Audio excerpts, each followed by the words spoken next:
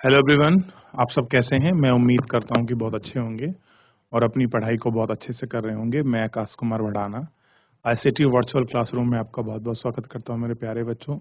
जैसा आपको पता है मेरे प्यारे बच्चों, बेसिकली हमारी 10th क्लास है और 10th क्लास में हम लोग देख रहे हैं भारत और समकालीन विश्व सेकंड। उसी में हमारी सेकंड यूनिट चल रही थी भारत में राष्ट्रवाद। तो भारत में राष्ट्रवाद हम लोग वो आपका देख रहे थे। हम लोगों ने दांडी मार्च यात्रा शुरू करी। उसके बाद हमने देखा कि कैसे आपका सिविल डिसओबीडियंस जो आपका मूवमेंट है, सविनय अवज्ञा आंदोलन आपका प्रारंभ हुआ। कैसे लोगों ने, आपके महिलाओं ने बढ़ चढ़कर उसमें हिस्सा लिया। उसके बाद कैसे आपका गांधी इरविन आपका समझौता होता है और सेकंड गोल में सम्मेलन में लंदन जाते हैं गांधी जी। वहाँ से वो जिस उम्मीद से गए थे उस उम्मीद से वो उनकी चीज़ें पूरी नहीं होती, वापस आकर दोबारा उस आंदोलन को शुरू करते हैं और धीरे धीरे आंदोलन कमजोर पड़ने लगता है और महात्मा गांधी जी को जेल में डाल दिया जाता है। तो इतना हम लोग इसमें अभी तक देख चुके थे। उससे पहले हम सविनय अवज्ञा आंदोलन को देखे थे, सविनय आंदोलन को देखे, दांडी मार्च को देखे, फिर उसके पहले हम लोग रोलट एक्ट के बारे में पढ़े थे, खिलाफत कमेटी में पढ़े हम लोग, ठीक, और असहयोग आंदोलन के विषय में पढ़े। तो ये सारी चीजें पढ़ चुके थे। उसी क्रम में हम लोग धीरे धीरे स्टेप बाय स्टेप आगे बढ़ रहे हैं। चलिए मेरे प्यारे बच्चों, हम चलते हैं सीधा डिजिटल बोर्ड पर। ध्यान दीजिए आप सभी। और इसके अंतर्गत आप देखिए कि कैसे औरतें राष्ट्रवादी जुलूस में अपने सामने निकल कर आई थी और कैसे इन्होंने सहयोग किया। आज हम बेसिकली इसके अंतर्गत बात करेंगे। हम सविनय अवज्ञा आंदोलन की जो सीमाएं हैं, जो लिमिटेशंस हैं, उन पर बात करेंगे। कह रहे हैं कि कभी सामाजिक समूह स्वराज की अमूर्त अवधारणा से प्रभावित नहीं होते। कह रहे बहुत सारे ऐसे सामाजिक समूह होते हैं जो आपका स्वराज जो था उसकी जो अमूर्त धारणा थी, उसकी अमूर्त धारणा से वो आपका प्रभावित जो है वो नहीं होते। वो उसी अपनी मूलभूत धारणा को लेकर ही चलते हैं। कह रहे हैं कि ऐसा एक समूह राष्ट्रों के अछूतों का था। वे 1930 के बाद खुद को दलित या उत्पीड़न कहने लगे। कांग्रेस के लंबे समय तक दलितों पर ध्यान नहीं दिया गया क्योंकि कांग्रेस रूढ़िवादी स्वर्ण हिंदू सनातनपंथी से डरती थी, ठीक। लेकिन महात्मा गांधी ने ऐलान किया कि अस्पृश्यता, छुआछूत को खत्म किए बिना 100 साल तक वे स्वराज की स्थापना नहीं की जा सकती थी।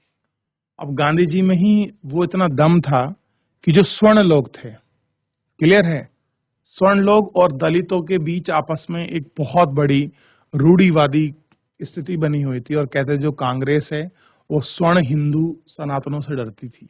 यानी कि जो ब्राह्मण है, ठाकुर है, श्रेष्ठ व्यक्ति हैं, उन्हीं से वो बाप का डरती थी और उसी के डरने की वजह से आज तक भारत से जो छुआछूत है वो खत्म नहीं हो पाई। लेकिन इस दिशा में महात्मा गांधी का जो अथक प्रयास है वो काम आएगा और महात्मा गांधी इसको खत्म करने में पूरी कोशिश करेंगे। देखिए, कह रहे हैं कि अछूत, जिनको हरिजन यानी ईश्वर की संतान बताया गया है। एक तरफ तो आप कह रहे हैं कि अछूत मत को हरिजन कहा है। हरि माने भगवान, जन माने होती है संतान। तो जब जो व्यक्ति ईश्वर की संतान है तो आप उससे इस तरह के का डिस्क्रिमिनेशन कैसे कर रहे हैं? उन्हें मंदिरों, सार्वजनिक तालाबों, सड़कों और कुओं पर समान अधिकार दिलाने के लिए सत्याग्रह किया गया। मेला ढोने वालों को प्रतिष्ठित व खुद शौचालय में साफ करने लगे। उन्हें ऊंची जातियों का आह्वान किया, वे अपना हृदय परिवर्तन करें, अस्पृश्यता के पाप से छोड़ेंगे। लेकिन बहुत सारे दलित नेताओं ने समुदाय की समस्याओं को अलग राजनीतिक हल से ढूंढना चाहा। कैसे ढूंढना चाहा? कि बहुत सारे अस्पृश्यता के लोग हैं और अलग अलग तरीके से उनको ढूंढना चाहा कि सारी चीजें कैसे हैं। वे खुद ही संगठित होने लगे। उन्होंने शिक्षा संस्थानों में आरक्षण के लिए आवाज उठाई, अलग निर्वाचन क्षेत्र की बात कही। अब कह रहे हैं कि जब वो अपना राजनीतिक हल ढूंढ रहे थे, अपनी चीजों को सोल्यूशन करने की मांग कर रहे थे, तो शैक्षणिक संस्थानों में रिजर्वेशन की बात की। क्या रिजर्वेशन? कि शैक्षणिक जो संस्थान हैं उनके लिए उनके बच्चों को स्कूलों में कुछ सीटों को आपका रिजर्व कर दिया जाए। और दूसरी तरफ उन्होंने आवाज उठाई कि हमारा क्या हो, अलग निर्वाचन क्षेत्र हो, यानी कि दलितों को अलग से कुछ सीटें आरक्षित कर दी जाए, ठीक। ताकि वहीं से विधायिका परिषद में केवल दलित ही चुनकर भेजा जा सके। और कहने का मतलब ये था कि परिषद में जो आपकी विधान परिषद है या विधायी परिषद है, उसमें केवल आपका दलित ही वहां तक चुनकर जा सके, इसके लिए आपको कुछ सीटों को आरक्षित करना होगा। उनका मानना था कि सामाजिक अपंगता केवल राजनीतिक सशक्तिकरण को दूर नहीं हो सकती, इसके लिए सविनय अवज्ञा आंदोलन में दलित की हिस्सेदारी काफी सीमित है। कह रहे हैं कि ऐसा नहीं है कि केवल आप कहें कि राजनीतिक कारण से ये सारी चीजें हो सकती हैं, नहीं, इसमें जो है स्थिति भी बड़ी सीमित है। कह रहे हैं सविनय अवज्ञा आंदोलन में दलितों की हिस्सेदारी महाराष्ट्र और नागपुर में यह बस खास तौर पर दिखाई देती है और उन्हें संगठन काफी आपका मजबूत है। और कह रहे हैं कि जो संगठन है वो काफी आपका मजबूत हो रखा है और आप इसको देख भी सकते हैं। चलिए, कह रहे हैं कि डॉक्टर अंबेडकर ने 1930 में, देखिए आपको पता होगा दलितों के सबसे बड़े नेता अगर कोई है थे तो वो थे डॉक्टर भीमराव अंबेडकर, जिन्होंने दलितों के लिए बहुत लड़ाइयाँ लड़ी और उस समय स्वर्ण जो हिंदू था उनसे संघर्ष किया और दलितों को एक उनकी स्थिति में स्थिरता आए उसके लिए उन्होंने बहुत अथक प्रयास किए। ठीक, कह रहे डॉक्टर अंबेडकर ने 1930 में दलितों को दलित वर्ग एसोसिएशन यानी कि डिप्रेस क्लासेस एसोसिएशन में गठित किया।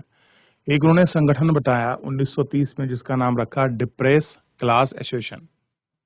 दलितों के लिए अलग निर्वाचित क्षेत्रों के सवाल पर दूसरे गोलमेज सम्मेलन में महात्मा गांधी के साथ काफी उनका विवाद हुआ। और कह रहे हैं कि दूसरे गोलमेज सम्मेलन के साथ महात्मा गांधी का जो था उनका आपका आपसी विवाद हुआ। जब ब्रिटिश सरकार ने अंबेडकर की मांग मान ली तो गांधी जी अमरवर्ण अनशन पर बैठ गए। उनका मत था, मत का मतलब होता है विचार, कि दलितों के लिए अलग निर्वाचन की व्यवस्था समाज में एकीकरण की प्रक्रिया को धीमी पड़ देगी। कह रहे कि अगर इस तरह से सारी चीजें हुई तो जो जिस तरह का हम लोग समाज की बात कर रहे हैं एकीकरण की, उसकी पूरी प्रोसेस आपकी धीमी पड़ जाएगी। आखिरकार अंबेडकर ने गांधी जी की राय मान ली और सितंबर 1932 में पूना पैक्ट पर हस्ताक्षर किए। किस पर हस्ताक्षर किए? एक समझौता होता है जिसको आपका पूना पैक्ट के नाम से जाना जाता है। कौन करते हैं? अंबेडकर और गांधी जी के बीच विधान परिषद की सीटों को लेकर एक समझौता होता है और उस समझौते को कहा जाता है आपका पूना पैक्ट समझौता। क्या कहा जाता है? पूना पैक्ट समझौता। क्लियर है? तो अगर आपसे पूछ लिया जाए कि पूना पैक्ट किस किस के बीच हुआ था तो आप कह सकते हैं महात्मा गांधी और डॉक्टर भीमराव अंबेडकर के बीच हुआ था। दोनों ही क्या थे? दलित हितकारी थे, दलितों के लिए हित रखते थे, दलितों के विषय में सोचते थे। ठीक है, चलिए देख लिया तो पूना पैक्ट के विषय में पढ़ा। अब कह रहे हैं कि इसमें दलित वर्गों यानी कि जिन्हें अनुसूचित जाति का नाम से जाना जाता है को प्रांतीय एवं केंद्रीय विधान परिषद में सीटों को आरक्षण मिल गई, हालांकि उनके लिए मत सामान्य निर्वाचन प्रणाली से ही होगा। कैसा कहा गया? देखिए वो क्या कह रहे थे, अंबेडकर की मांग थी कि दलितों के लिए सीटें आरक्षित हों, लेकिन उन्हें केवल वोट गिनने का अधिकार भी दलित को हो। इसी बात से महात्मा गांधी रुष्ट थे। महात्मा गांधी ने कहा कि दलितों की सीटें आरक्षित होनी चाहिए और आप बिल्कुल मांग सही है, लेकिन आपका कहना यह गलत है कि केवल दलित निर्वाचन क्षेत्र में ही होगा। ये नहीं, हम सामान्य निर्वाचन की बात करते हैं। मतलब यानी कि वोट देने का अधिकार सबको होना चाहिए, लेकिन खड़े होने का अधिकार केवल दलित को ही होना चाहिए। फिर भी दलित आंदोलन कांग्रेस के नेतृत्व में चल रहे राष्ट्रीय आंदोलन में शंका की दृष्टि से ही देखता रहा। और कैसा रहा? एक शंका भरी जो आपकी दृष्टि थे उसी दृष्टि से आपका देखता रहा। अब देखिए, महात्मा गांधी, पंडित जवाहरलाल नेहरू और मौलाना अबुल कलाम आजाद, या आपको सेवाग्राम आश्रम में वर्धा में आपको ये तीनों की इमेजेस वहां से दिखाई गई है और आप देखने का प्रयास कीजिए। उस समय के बड़े कद्दावर नेता जिनके पूरा विश्व आपका लोहा मानता था। देख रहे हैं आप? अब देखिए, कह रहे हैं कि भारत के कुछ मुस्लिम राजनीतिक संगठनों ने भी सविनय अवज्ञा आंदोलन के प्रति कोई खास उत्साह नहीं दिखाया। असहयोग और खिलाफत आंदोलन के शांत पड़ जाने के बाद मुसलमान भी एक बहुत बड़ा तबका कांग्रेस से कटा हुआ महसूस करने लगा। अब जैसे ही असहयोग आंदोलन खत्म हुआ तो कांग्रेस में एक तबका था जो आपका मुस्लिम मतलब मुस्लिम वाला लोग ज्यादा थे इसमें। वो लोग क्या महसूस करने लगे? अपने आप को कटा कटा यानी कि अलग महसूस करने लगे। 1920 के दशक में कांग्रेस हिंदू महासभा जैसे हिंदू धार्मिक संगठनों के काफी करीब दिखने लगी। 1920 के आसपास ऐसा लगने लगा कि अब जो कांग्रेस है वो आपका एक हिंदूवादी संगठन है और उन्हीं की विचारधारा से प्रेरित है। जैसे जैसे हिंदू मुस्लिम एकता के बीच के संबंध खराब होते गए, दोनों समुदाय धार्मिक उग्र और जुलूस निकालने लगे। कई शहरों में हिंदू मुस्लिम बाप का हिंसा के आपके टकराव व दंगे हुए। हर दंगे में दोनों समुदाय के बीच फासला बढ़ता गया। कांग्रेस और मुस्लिम लीग ने फिर एक बार संगठन का प्रयास किया और 1927 में ऐसा लगा कि अब एकता स्थापित हो रही है, जिसमें महत्वपूर्ण मतभेद विधानसभा के प्रतिनिधि पर सवाल थे और मुस्लिम लीग के नेताओं में से एक मोहम्मद अली जिन्ना का कहना था कि अगर मुसलमानों को केंद्रीय सभा में आरक्षित सीटें दे दी जाएं और मुस्लिम बहुमूल्य प्रांतों में मुसलमानों को आबादी के अनुपात में प्रतिनिधि दिया जाए तो वे मुसलमान को एक पृथक निर्वाचन की मांग छोड़ने के लिए तैयार होंगे। कैसे होंगे? अब मुसलमान क्या करने लगे कि हमको भी अब आपका पृथक निर्वाचन चाहिए।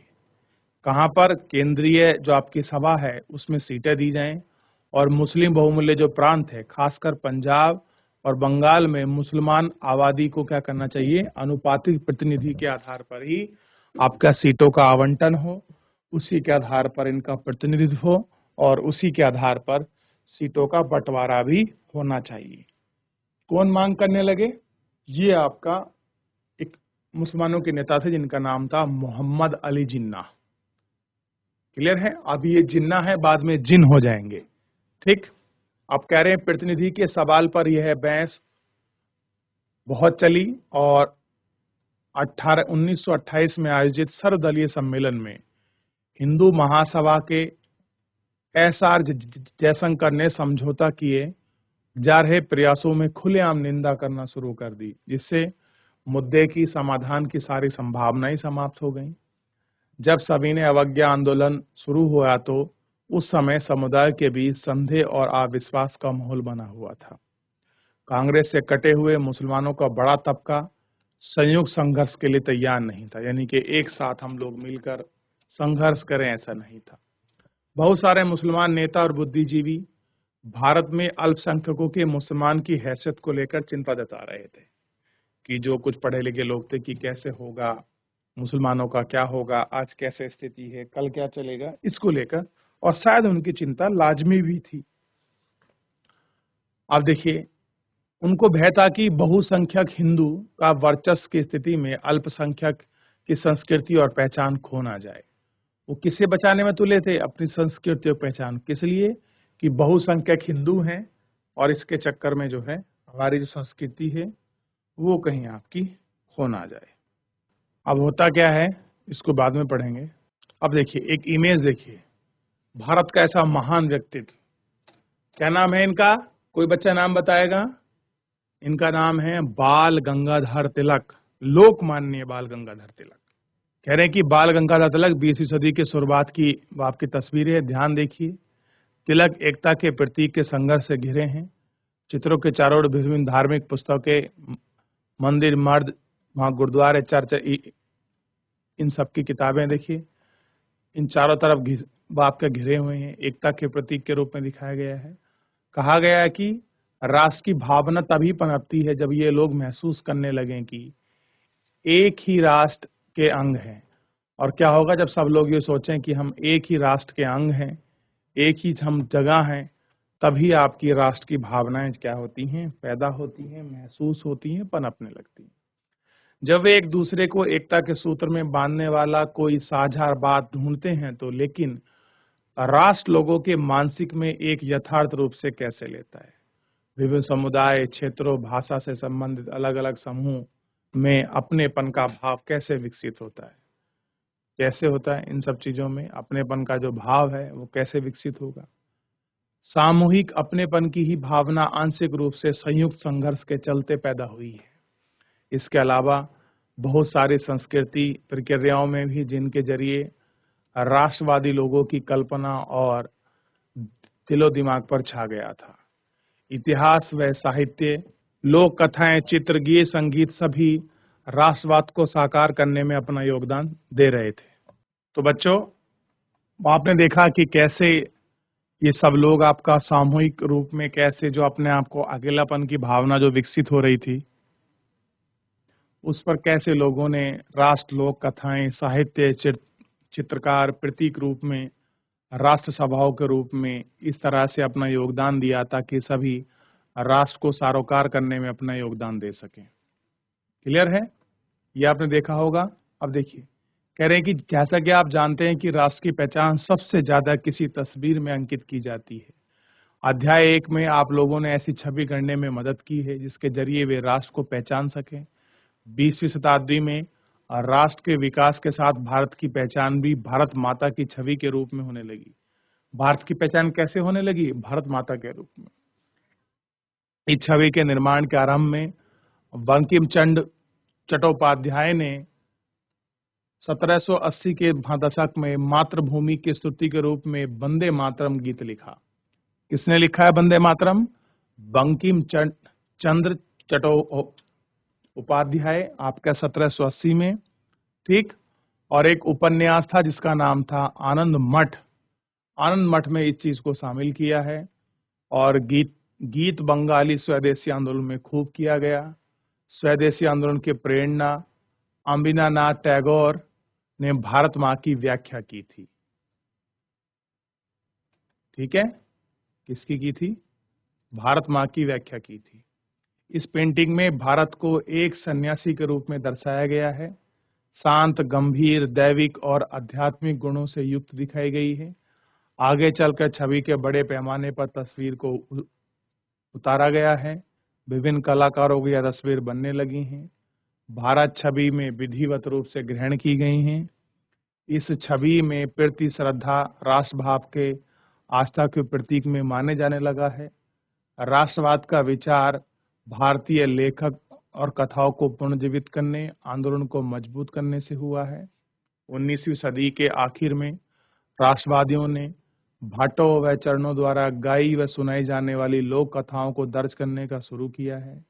वे गीतों में जनसुनियां इकट्ठा करते थे, गांव-गांव घूमते थे। उनका मानना था कि कहानियां हमारी उस परंपरागत संस्कृति की आपका तस्वीर आपका पेश करती हैं जो बाहरी ताकतों के प्रभाव से आपके दुष्ट और आपका प्रदूषित हो गई हैं। अपनी राष्ट्रीय पहचान को ढूंढने, अपने अतीत के गौरव के भाव पैदा करने, इस लोक परंपरा को बचाकर रखना था। बंगाल के खुद रविंद्रनाथ टैगोर ने भी लोक कथाओं, बाल गीत, मिथकों को इकट्ठा करने के लिए बाप के निकल पड़े। उन्होंने बाप के परंपराओं को आपका पुनर्जीवित करने का आंदोलन किया। ठीक, मद्रास के नोटा शास्त्री द फोर्गल्स ऑफ सडन इंडिया के नाम से बाप के तमिल लोक कथाओं का 4 खंडों में प्रकाशन किया। उनका मानना था कि लोक कथाएं राष्ट्रीय साहित्य होती हैं, लोगों के असली विचार विशेषताओं को विश्वसनीय अभिव्यक्ति है। कैसी है? एक आपकी विश्वसनीय अभिव्यक्ति है। और इसमें भारत माता की जो इमेज है उसको भी आपका दर्शाया गया है। क्लियर है? इस तरह से आप इसको देख लीजिए, इस तरह से आप इस पर बात कर लीजिए। कोई डाउट, कोई क्वेरी है तो आप मुझसे पूछ लीजिए मेरे प्यारे बच्चों। ठीक है, तो मेरे प्यारे बच्चों, इतना आपको ध्यान रखना था। इन सारी चीजों को आपको गौर करके देखना था। कैसे आंदोलन हो रहा था, क्या उनका स्वरूप, क्या स्ट्रक्चर्स था, इन सभी पर बात करनी थी। तो फिलहाल मेरे प्यारे बच्चों, आज के लिए इतना ही। मिलते हैं नेक्स्ट लेक्चर में। तब तक अपना ध्यान रखिए, स्वस्थ रहिए, अपनी पढ़ाई को बहुत अच्छे से करते रहिए। मुझसे जुड़ने के लिए आपका बहुत बहुत धन्यवाद।